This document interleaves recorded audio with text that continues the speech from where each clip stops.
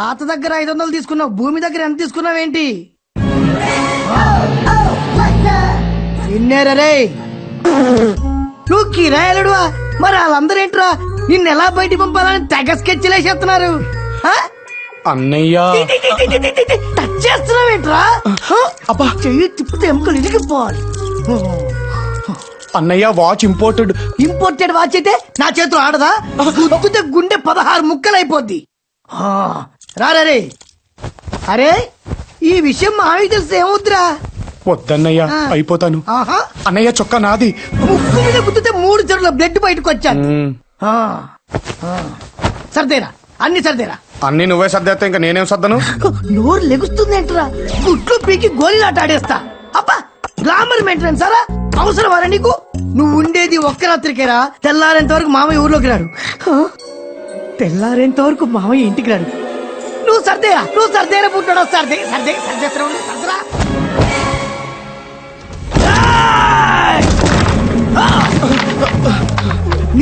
నిద్రలా పట్టిందిరా నీకు? సర్దుకోమని చెప్పాను కదరా నేను నీకు.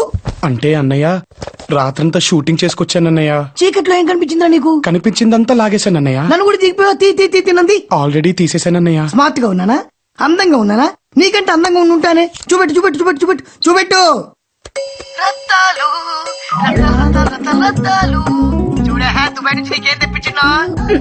సెంటు సీసాలు పౌడర్ డబ్బాలా? 2 రోజులు ఆగేశా. మనకు తెక్కలోడు దొరికాడు. మావయ్య ఊరు నుంచి రావడం, మనం వాడి గురించి చెప్పాడు, రైస్ బిల్లు మన సొంతం అయిపోవడం. ఆ తర్వాత అంతా చపక్. కర్మ అన్నయ్య కర్మ. అప్పుడే ప్యాంట్ పొడిగింది వచ్చుగా. ఇంపోర్టెడ్ వాచ్ అన్న జాగ్రత్త. రేయ్ ఈ చిట్టిగాని చాలా తక్కువ అంచనా వేసావురా. ఏంట్రా ఇది? సీడీ. ఆ బొమ్మ మొత్తం ఇందులో ఉంది. ఇంకో 30-40 ఉన్నాయి.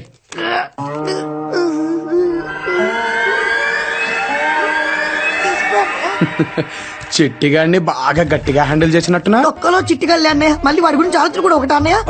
అవునరే నువ్వు గుద్దితే ఏంటి గుండె 16 వక్క. కళ్ళు పీకి గోళీలాడేసుకుంటా. ఊరుకా. ముక్కు మీద గుద్దితే 3 చెరువుల రక్తం. తుడిచే. ఓవరాక్టింగ్ ఆపుతావా? ఆపేసి అన్నయ్య. ఒరే చిట్టిగా అన్నయ్య నా మ్యాటర్ నీ వల్లే కాదు ఇంకెవడి వల్ల లీక్ అయినా రత్తాలు రైస్ మిల్ అనే సినిమా రిలీజ్ అయిపోద్దు రే. నాకు అర్థమైంది అన్నయ్య. ఈ రోజు నుంచి నీ టెన్షన్స్ నా టెన్షన్స్ రాత్రి నుంచి అడుగుతున్నారు కదా మావి గారు వచ్చారు.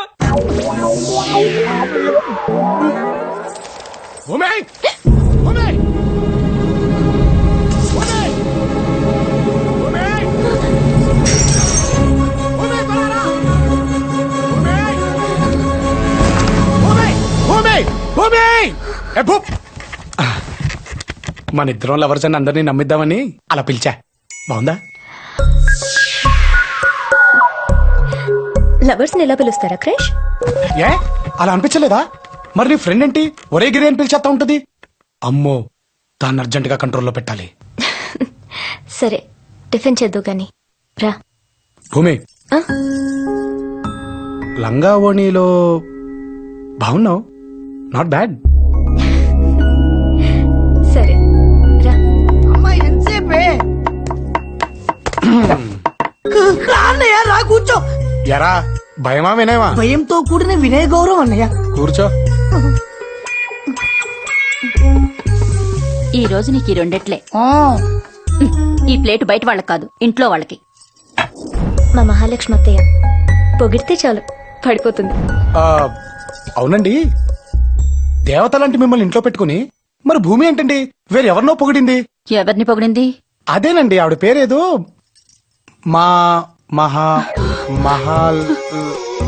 మహాలక్ష్మ. కరెక్ట్ అండి ఆవిడే. అసలు మీరుండగా ఆవిడ గురించి చెప్పడం నాకేం నచ్చలేదండి.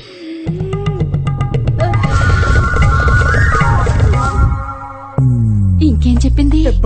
అబ్బో చాలా చెప్పిందండి. ఈ ఇంట్లో ఎవరికి నచ్చినా నచ్చకపోయినా మహాలక్ష్మి గారికి మాత్రం నచ్చాలంట. నచ్చుతానో లేదో. బాబు అమ్మ వద్దే. ఏంటండి? ఆ మహాలక్ష్మిని నేనే. మీరా? మహాలక్ష్మి అంటే మీరా? ఏ భూమి ఎంత ధైర్యం దానికి? లేకపోతే మీతో దోశలు పెట్టిస్తుందా నాకు? అయ్యో నువ్వు కూర్చో బాబు, నువ్వు కూర్చో. ఏంటి క్రిష్ నువ్వు ఆగవే, నువ్వు తింటుండు, నేను ఇప్పుడే వచ్చేస్తాను. అలాగే. అయ్యో అమ్మో ఓరు నాయనో ఓ దేవుడో, నువ్వు మామూలు నటుడివి కాదు, అంటే నట సార్వభౌముడివి. ఏంటత్తయ్య, ఇదిగో ఎవరికి నచ్చినా నచ్చకపోయినా నాకు మాత్రం పిచ్చి పిచ్చిగా నచ్చేశాడు. నాకు నచ్చాడని ఎవరికి చెప్పకే. క్రిష్ బాబు ఆగు, ఇంకో 2 దోశ తీసుకొస్తాను. అయ్యా ఈ ఎద్దులు 2 ముసలి అయిపోయాయి, ఎందుకు పనికొచ్చేలా లేవు, ఏం చేయమంటారు? అవి కనీసం ఇన్నాళ్ళు ఇంటి కోసం పనిచేసాయి. అసలు ఏ పని పాట లేకుండా ఇంట్లో పడి 2 పూట్ల మేసేవాళ్ళు చాలా మంది ఉన్నారు. వాళ్ళతో పాటు వీటికి కూడా వేసేయండి. అన్నయ్య వాడంతా మనలే కదూ. ఏంటి డౌటా? కొంపదీసి రోషం వచ్చి వెళ్ళిపోతావు ఏట్రా? కావాలంటే నువ్వెళ్ళు, ఆ? దసరా పండుగ దగ్గరలో ఉంటే నేను ఎటు వెళ్తాను.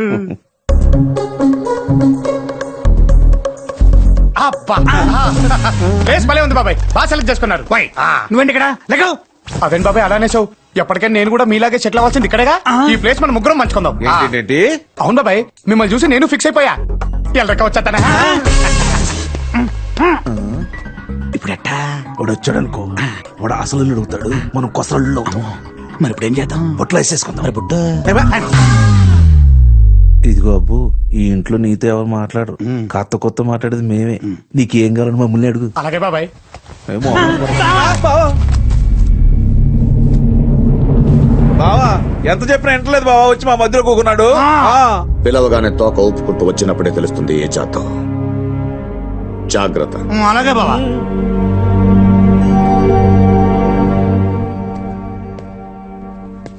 మనోడా ఇట్లాంటి ఏమి నువ్వు మనసులో పెట్టుకోబోకరా. ఓయ్ ఏంటి ఫీలింగా? ఏవే వద్దని చెప్పేది. నువ్వేం భయపడక తాత, ఇవన్నీ మనల్ని ఏం చేయలేవు. వచ్చానుగా, పని పూర్తి చేసుకునే వెళ్తా. సూపరు. అయ్ బాబోయ్, మా నాన్న ఎక్కడున్నావు నాన్న? ఎక్కడున్నా? సౌత్ ఆఫ్రికాలో ఉన్నా నాన్న. హే క్రిష్, అక్కడ నేషనల్ సఫారీ అని పెద్ద జూ ఒకటి ఉందిరా. రకరకాల జంతువులు ఉంటాయి అక్కడ. నీ లైఫ్ లో ఎప్పుడు చూసుండవు.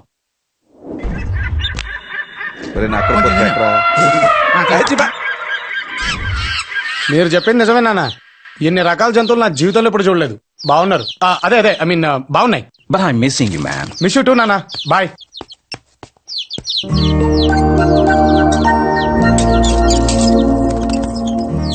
మా నాన్న నేను ప్రపంచం మొత్తం తిరిగేస్తాను అనుకుంటున్నాడు.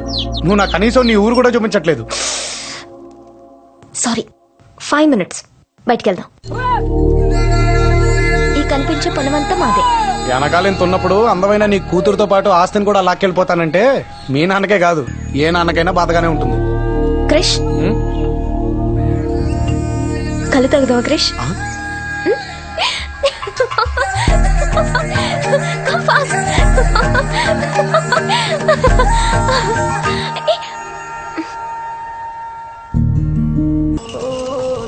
నాకు ఇప్పుడు అర్థమైంది నీకు ఆ కిట్టు తాబేలంటే ఎందుకంత ఇష్టమా అని. ఎందుకు? అది కూడా ఇంతేగా, ముందు ఎవరైనా వస్తే చాలు భయంతో తల లోపల అనేసుకుంటుంది. ఎవరు లేరని తెలిసినప్పుడు తల బయటకు పెట్టేసి చాలా ఫ్రీగా ఉంటుంది, నీలాగే.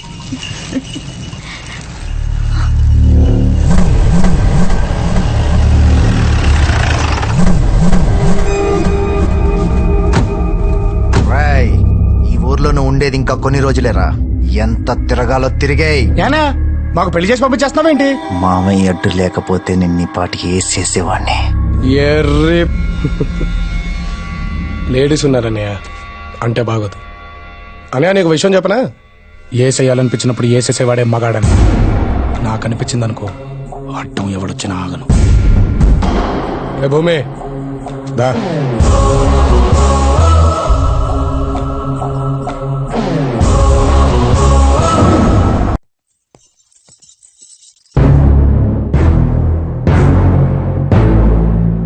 లీడైపోయాడు. పెళ్లి కాని అమ్మాయిని వెంటేసుకుని ఇష్టం వచ్చినట్టు తిరగడానికి పట్నం కాదు, ఊరు. 10 మంది చూస్తారన్న బుద్ధి కూడా లేదు నీకు.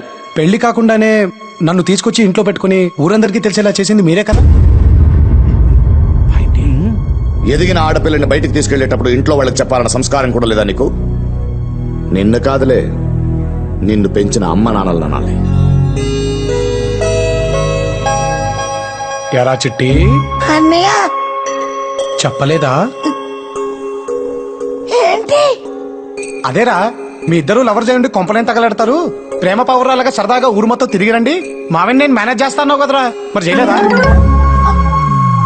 ఓహో చెప్పానా? ఏరా చెప్పావా? అది నాన్న చెప్పానంటే అలా చూస్తానేంటి?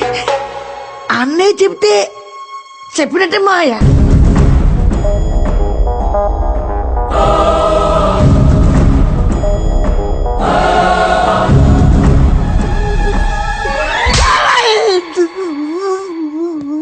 ఎరా ఈ దెబ్బతో వెళ్ళిపోతాననుకున్నావా? అనుకోని పెట్టాలి.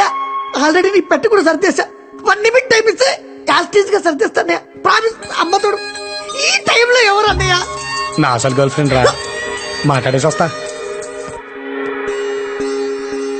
అన్నీ నాకే తెలుస్తున్నాయి ఏంటో. ఏరా సెటిల్ అయ్యావా? అయిపోమంటావా?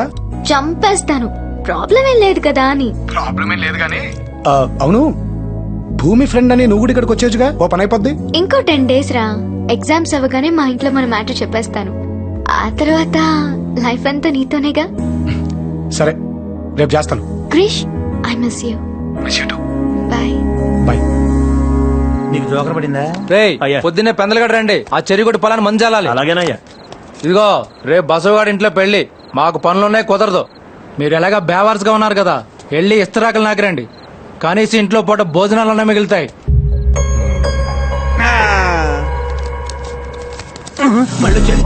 ఎవరిని బాబాయ్? అదిగో ఇదిగో అని పిలిచేస్తున్నాడు.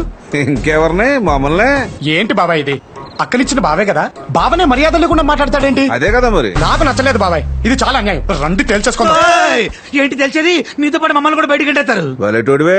లేకపోతే ఏంటి బాబాయ్, మనం ఎంత పనికిరాని వాళ్ళం, బెవర్స్ గాళ్ళం అయితే మాత్రం అతను అలా మాట్లాడొచ్చా?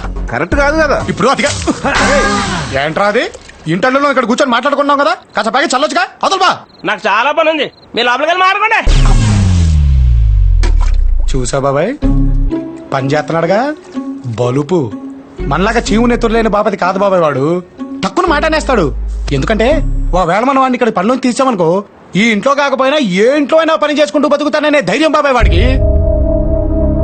నాన్నయ్ రా, భోజనాలు రెడీ అట, తిన్నా. నీ కడుపున పుట్టి నిన్ను చూస్తూ వాడు నీలాగే తయారవుతాడు గాని ఆడు ప్రయోజకుడు ఎందుకు అవుతాడు బాబాయ్? నీలాగే ఏదో ఒక ఇల్లు చూసి కట్టబెట్టే మాటలు పడుతూ బతికేస్తాడులే. అమ్మయ్యా, ఇంకెన్నేళ్లే బాబాయ్, ఇన్నేళ్లు ఎలాగోలా గడిపేశాం. ఇంకొన్నాళ్ళు గడిపామనుకో, ఆ తర్వాత ఎటు పోతాం. పోయారులే నా కొడుకులు, భూమికి భారం తగ్గింది కదా అని ఓ కేడుపు కూడా ఏడవకుండా మనల్ని పక్కన పాడేస్తారు. మనం ఉండవుగా చూసి ఫీల్ అవడానికి. ఏమంటావు? ఈ జీవితాన్ని ఇలాగే గడిపేద్దాం బాబాయ్. ఇదిగో ఈ అరుగున్నంత కాలం మన జీవితానికి ఢోకానే లేదు బాబాయ్. ఉంటా మరి, ఉంటా.